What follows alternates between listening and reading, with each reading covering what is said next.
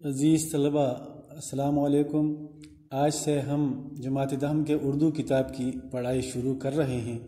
آپ سے التماس ہے کہ اردو کی کتاب کھول کر اور مذکورہ سبق نکال کر ہمارے ساتھ ساتھ شریک ہوں تاکہ ہمیں زیادہ سے زیادہ فائدہ حاصل ہو۔ ویڈیو کو ساتھیوں کے ساتھ ضرور شیئر کریں اور چینل کو بھی سبسکرائب کریں۔ نیز ویڈیو کو بہتر بنانے کے لیے آپ کی قیمتی آراء پر ضرور عمل کیا جائے گا۔ شکریہ۔ اعوذ باللہ من الشیطان الرجیم، بسم اللہ الرحمن الرحیم۔ عزیز طلبہ، آج سے ہم جماعت دہم کے اردو کے اسمارٹ سلیبس کے مطابق چند اسباق پڑھنے کا سلسلہ شروع کرتے ہیں۔ چونکہ لاک ڈاؤن ہے، اسکول بند ہیں، طلبہ اپنے گھروں میں محصور ہو گئے ہیں، تعلیم و تعلم کا سلسلہ منقطع ہو گیا ہے۔ اس سلسلے میں ہم کوشش کرتے ہیں کہ مختلف ویڈیو کے ذریعے آپ کے اسمارٹ سلیبس کے مطابق اردو کے اسباق کو پڑھائیں۔ آپ نے اگر ان پروگراموں کو اپنے پاس سیو کیا اور اس کو باقاعدگی سے دیکھتے رہیں تو انشاءاللہ آپ کو بہت فائدہ ہوگا۔ آئندہ امتحان میں انشاءاللہ کوئی بھی مشکل پیش نہیں آئے گی۔ اور شروع ہم آپ کی کتاب کے حصے نظم سے کرتے ہیں، کیونکہ اکثر طلبہ نظم کی تشریح میں بہت کمزور ہوتے ہیں۔ ہم کوشش کرتے ہیں کہ آپ کی اس کمزوری کو ختم کرنے کے لیے کچھ ویڈیو ریکارڈ کریں، جس کو آپ اگر باقاعدگی سے دیکھتے رہیں تو انشاءاللہ آپ کی کمزوری ختم ہو جائے گی اور آپ کو کوئی مشکل پیش نہیں آئے گی۔ شروع ہم پہلے نظم سے کریں گے۔ پہلا نظم احسان دانش کا نظم ہے، جس کو شاعر مزدور کے لقب سے یاد کیا جاتا ہے، جنہوں نے بڑی غربت میں زندگی گزاری، مختلف ملازمتیں کرتے رہے اور تعلیم و تعلم سے اپنا سلسلہ جاری رکھا۔ تعلیم و تعلم سے شوق اور ذوق شاعری نے ان کو ایک بہترین شاعر بنایا، جو کہ آج ہم اسے شاعر مزدور کے لقب سے جانتے ہیں۔ تو آپ کے کتاب میں ان کا پہلا نظم شامل ہے۔ پہلے آپ کی کتاب میں پہلا نظم اس کا لکھا ہوا نظم ہے، جو کہ احسان دانش نے لکھا ہے، اور اس کا عنوان ہے آزادی۔ آزادی کا پہلا شعر ہے: عبادت ہے سراپا جذبہ تعمیر آزادی، شہادت مستقل ایک سرخی تحریر آزادی۔ اس شعر میں احسان دانش کہتا ہے کہ آزادی کا جذبہ پیدا ہونا یہ عبادت کے برابر ہے، یہ سراسر عبادت ہے۔ یعنی جن لوگوں میں یا جس قوم میں آزادی کا جذبہ پیدا ہو جاتا ہے، پھر وہ آزادی کی حصول کے لیے کوششیں کرتے ہیں اور تب تک کوشش کرتے رہتے ہیں جب ان کو مکمل طور پر آزادی حاصل نہ ہو۔ اور اس شعر کے دوسرے مصرعے میں شاعر احسان دانش کہتا ہے کہ آزادی جو ہے اس کی سرخی، اس کا عنوان، اس کا سرنامہ شہادت ہے، یعنی آزادی کے حصول کے لیے شہادتیں پیش کرنا لازمی ہوتا ہے۔ بغیر شہادتوں کے، بغیر قربانیوں کے آزادی حاصل نہیں ہو سکتی۔ اگر آپ دیکھیں تو دنیا میں مختلف ممالک میں آزادی کی تحریکیں شروع ہیں، اور وہ قومیں اپنی آزادیاں حاصل کرنے کے لیے قربانیاں پیش کر رہی ہیں، اپنی قربانیاں پیش کر رہے ہیں۔ ہمارا تو اللہ کا شکر ہے کہ یہ ملک پاکستان ہمیں آزاد مل گیا ہے، ہم ایک آزاد ملک میں پیدا ہو گئے ہیں۔ اگرچہ اس نظم میں آگے شاعر کہتا ہے کہ ہمیں صحیح معنوں میں ابھی تک آزادی حاصل نہیں ہوئی ہے، لیکن اللہ کا بہت بہت شکر ہے کہ انہوں نے ہمیں یہ آزاد ملک دیا ہے، اور اس میں ہم آزادی کی سانس لے رہے ہیں۔ تو اس شعر میں احسان دانش کہتا ہے کہ آزادی کے حصول کے لیے شہادتیں پیش کرنا، قربانیاں دینا، یہ لازمی بات ہے۔ بغیر قربانی کے، بغیر شہادتوں کے، بغیر شہیدوں کے لہو کے آزادی حاصل کرنا ناممکن ہے۔ یعنی اس کے لیے جو کچھ بھی لکھا جائے اس کا ابتدا شہادت سے ہوگا، یعنی اس کے لیے، اس کا آزادی کے لیے شہادتیں پیش کرنا، قربانیاں پیش کرنا لازمی امر ہے۔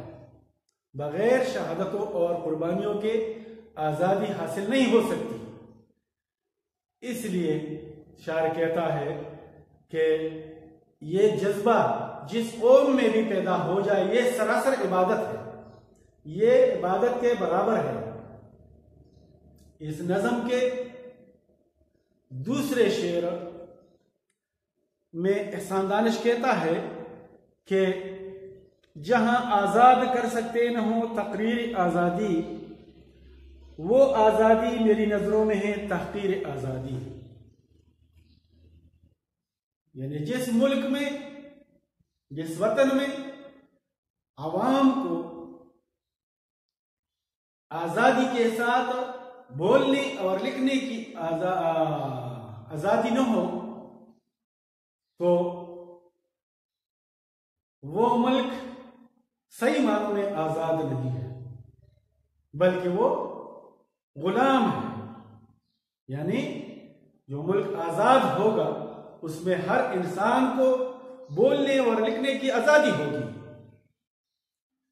کہتا ہے کہ جہاں آزاد کر سکتے نہ ہو تقریر آزادی، یعنی آزادی کے ساتھ بندہ بول نہیں سکتا جس ملک میں وہ ملک صحیح معنوں میں آزاد نہیں ہے، بلکہ وہ ایک غلام ملک ہے، کیونکہ اس نے قوم کی بولنے کی آزادی کو سلب کیا ہے، ان کو آزادی کے ساتھ بولنے کی اجازت نہیں دیتے، اور ان کو آزادی کے ساتھ لکھنے کی اجازت نہیں دیتے، تو یہ ملک صحیح معنوں میں آزاد نہیں ہے۔ دوسرے مصرے میں، دوسرے شعر کے دوسرے مصرے میں کہتے ہیں وہ آزادی میری نظروں میں ہے تحقیر آزادی، یعنی جس ملک میں آزادی کے ساتھ بولنے کی اجازت نہ ہو، یعنی اپنے دل کی بات بیان کرنے کی اجازت نہ ہو، تو یہ آزادی میری نظروں میں آزادی کی تذلیل ہے، یہ آزادی کی تحقیر ہے، یہ صحیح آزادی نہیں ہے۔ یعنی جب تک عوام کو مکمل طور پر بولنے اور لکھنے کی آزادی حاصل نہ ہو، وہ صحیح معنوں میں آزاد ملک نہیں ہے۔ اس نظم کے تیسرے شعر میں شاعر احسان دانش کہتا ہے فضائیں کر رہی ہیں ذوق ایثار و عمل پیدا، لہو میں دوڑتا ہے شعلہ تاثیر آزادی۔ اس شعر میں، تیسرے شعر میں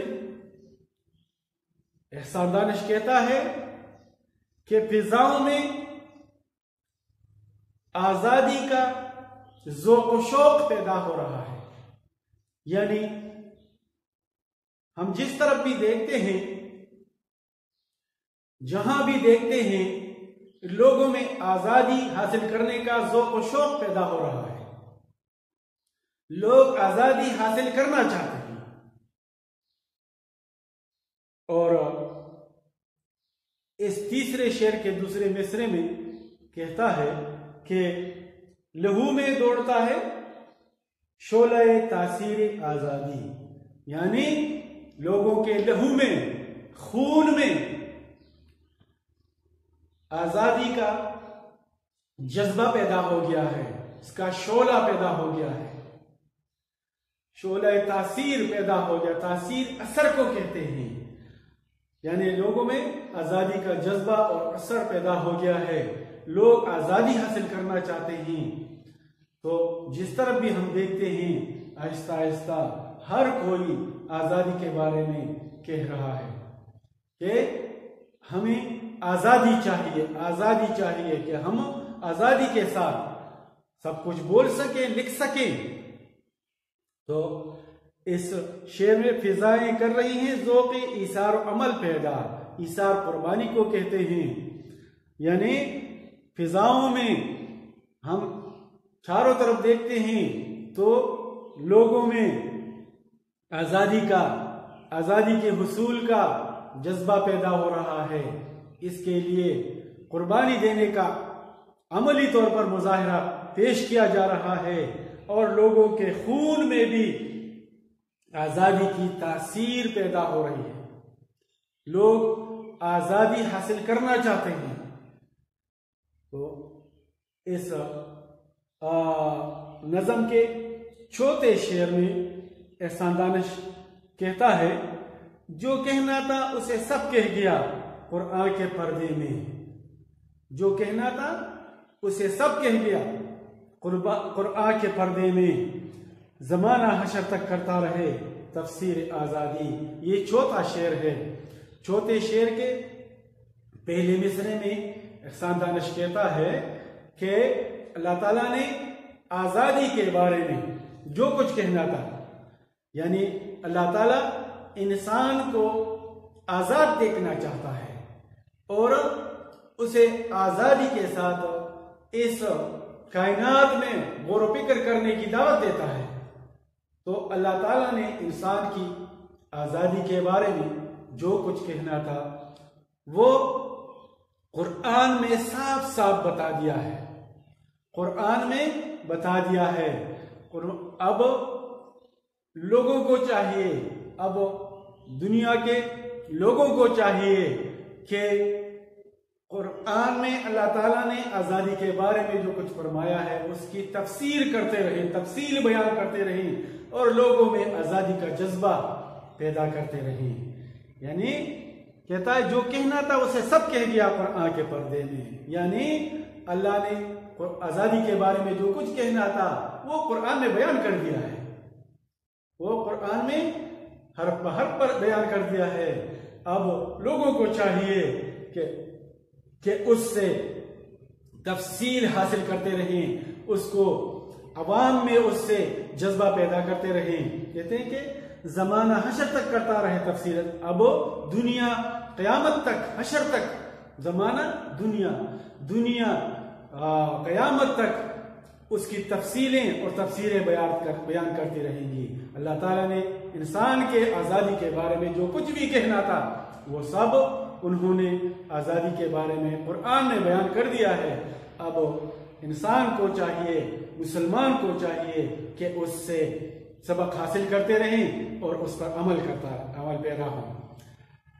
اور پانچواں شعر اس نظم کا ہے، لہو برسا بہے آنسو لٹے رہ رو کٹے رشتے، ابھی تک نامکمل ہے مگر تعمیر آزادی۔ اس شعر میں دانش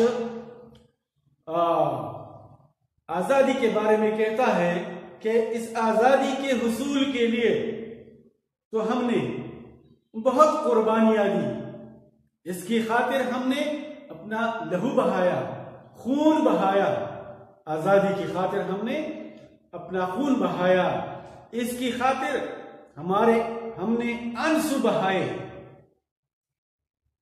بہائے، اس کی خاطر ہم روئے چلائے، اس آزادی کی خاطر، اور اس کی خاطر ہمارے قافلوں کو لوٹا گیا، ادھر سے ادھر اور ادھر سے ادھر آتے رہے، جو قافلے جاتے رہتے تھے ان کو لوٹا گیا اس آزادی کی خاطر، جو قافلے آتے جاتے تھے ان کو لوٹا گیا، اور اس کی خاطر، اس آزادی کی خاطر ہمارے رشتے بھی کٹ گئے، بہت قریبی رشتہ دار ہمارے کچھ ادھر رہ گئے کچھ ادھر رہ گئے، یعنی پاکستان اور ہندوستان ایک دوسرے سے الگ ہو گئے، ہمارے کچھ رشتہ دار ہندوستان میں تھے کچھ پاکستان میں تھے، تو پاکستان والے پاکستان میں رہ گئے، ہندوستان والے ہندوستان میں رہ گئے، ان کی آپس کی رشتہ داریاں کٹ گئی، ختم ہو گئی، وہ آپس میں ایک دوسرے سے ملنے سے یعنی وہ مل نہیں سکے، اور وہ رشتے اس کی وجہ سے کھٹ گئے۔ ہمارے کافی رشتہ دار ہندوستان میں رہ گئے ہیں، اسی طرح ہندوستان میں کچھ لوگ ہیں ان کے رشتہ دار ادھر رہ گئے ہیں، تو ان کی آپس کی رشتے ختم ہو گئے۔ تو کہتا ہے کہ لہو برسا بہے آنسو لٹے رہ رو کٹے رشتے، یعنی اس آزادی کی خاطر ہمارا خون بہایا گیا، ہمارے آنسو، ہم کو آنسو اور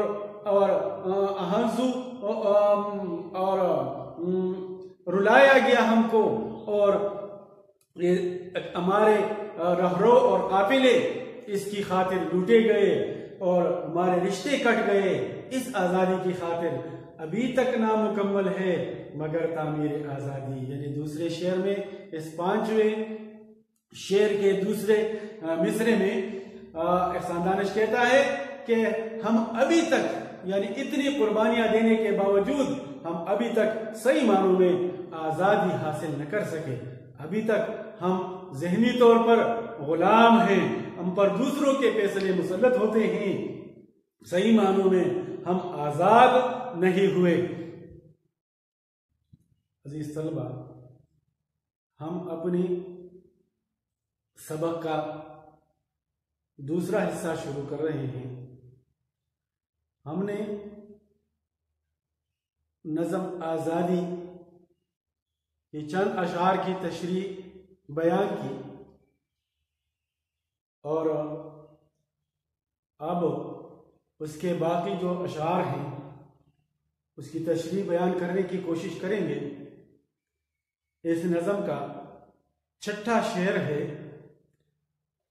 شاعر کہتا ہے کہ تعجب ہے غلامی کے شبستانوں کی زینت ہے، کینچی ہے جو ہمارے خون سے تصویر آزادی۔ یعنی اس شعر میں شاعر کہتا ہے کہ میں حیران ہوں جس آزادی کی تصویر کو ہم نے اپنے خون سے کھینچی ہے وہ غلامی کی شبستانوں کی زینت بنی ہوئی ہے. یعنی اگرچہ ہم نے یہ آزادی خون دے کر حاصل کی ہے، اس کی خاطر ہم نے اپنی جانوں کا نذرانہ پیش کیا اور اس آزادی کو حاصل کیا، لیکن ابھی تک ہم نے جو قربانیاں پیش کی ہے اس کی صحیح معنوں میں ہم نتیجہ حاصل نہ کر سکے. ہم صحیح معنوں میں ابھی تک آزاد نہیں ہیں، یعنی ہماری وہ قربانیاں اپنے صحیح جگہ پر حاصل نہیں کر سکے. ابھی تک ہم غلامی کے زنجیروں میں جکڑے ہوئے ہیں. کہتا ہے کہ تعجب ہے، یعنی مجھے بڑی تعجب اور حیرانی ہے، بڑی حیرانی ہے، تعجب ہے غلامی کے شبستانوں کی زینت ہے. یعنی بڑی حیرانی کی بات ہے، بڑی تعجب کی بات ہے کہ ہماری وہ تصویر جو ہے وہ غلامی کے شبستانوں کی زینت بنی ہوئی ہے. غلامی کی شبستان یعنی شبستان رات گزارنے کی جگہ کو کہتے ہیں. تو ہماری رات گزارنے کی جگہ جو ہے، غلام لوگ جہاں سوتے ہیں، ہماری جدوجہد کی وہ کوششیں جو ہے وہ ابھی تک اس شبستانوں تک وہاں تک ہے، یعنی اس سے آگے نہیں بڑھی اور اپنا مقصد ابھی تک حاصل نہ کر سکے. تعجب ہے. غلامی کے شبستانوں کی زینت ہے، کھینچی ہے جو ہمارے خون سے تصویر آزادی. یعنی ہم نے اپنے خون اور لہو سے جو آزادی کا جو تصویر بنایا ہے وہ ابھی تک غلامی کے شبستان کے اوپر لگا ہوا ہے، اس کی زینت بنی ہوئی ہے. اور یہی وجہ ہے کہ ہم ابھی تک صحیح معنوں میں آزاد نہ ہو سکے. اس 7ویں شعر میں شاعر احسان دانش کہتا ہے، تخیر ہے کتاب اللہ زیب طاقی نسیاں ہے. تعجب ہے کوئی کرتا نہیں تفسیر آزادی. تخیر ہے، حیرانگی ہے، یعنی میں بہت حیران ہوں، مجھے حیرانگی ہوتی ہے. میں حیران ہوں کہ کتاب اللہ طاق میں رکھ کر بلا دیا گیا ہے، اور حیران ہوں کہ آزادی کی تشریح کرنے والا کوئی نہیں ہے.